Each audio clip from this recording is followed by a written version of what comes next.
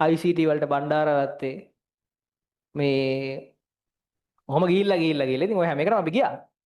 ගිහිල්ලා මේ 11 වසරත් ඉවර වෙලා 12 වසරට ආවම දැන් තෝරගන්න වෙයි මොනවද කරන්න කියලා. තෝරගන්න ඕනේ මොනවද කරන්න කියලා. මේ මං කලින්ම ගියා බණ්ඩාරසගේ පන්ති accounting වලට කොමර්ස් කරන්න. ඊට පස්සේ මේ කොහොම යද්දී මේ ළමයා මැත්ස් කරනවා කියලා අපිට ආරංචි වුණා. You can do it!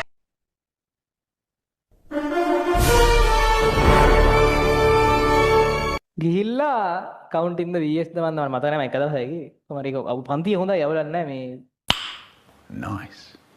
ඊට පස්සේ වෙච්ච දේ මං කියන්න. ඊට පස්සේ මෙයා මෙහෙම කරලා ඊට පස්සේ නිපුන් මේක තෝරගත්තා. මමත් මේක තෝරගන්න තීරණය කරා. Oh my god! හරිද? ඊළඟට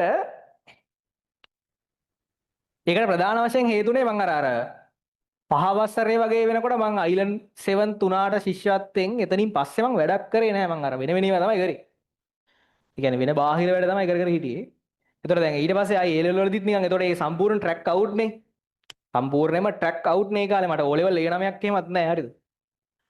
එතකොට මේ ට්‍රැක් අවුට් ඒ කාලේ සම්පූර්ණයෙන්. ඊට පස්සේ A level වලදී දැන් මෙහෙම මැත්ස් කරන්න තීරණය කරා. ඊට පස්සේ මේ ඊළඟට 12 වසරේදී නිපුන් ඇහුවා මෙයාගෙන් කැමැත්ත.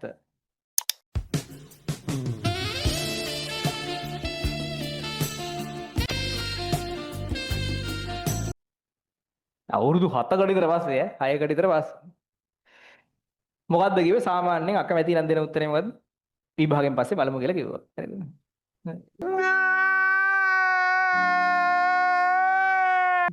ඊළඟට විභාගයෙන් පස්සේ ආයි 13 වසරෙන් පස්සේ දැන් 2016 අගෝස්තු 13 වසරෙන් පස්සේ නිපුන් ආයිත් ඇහුවා.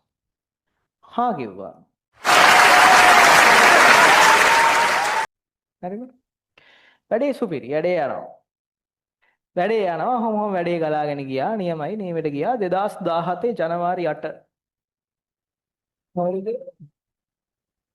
එදා ආවා රිසල්ට්ස් අපේ.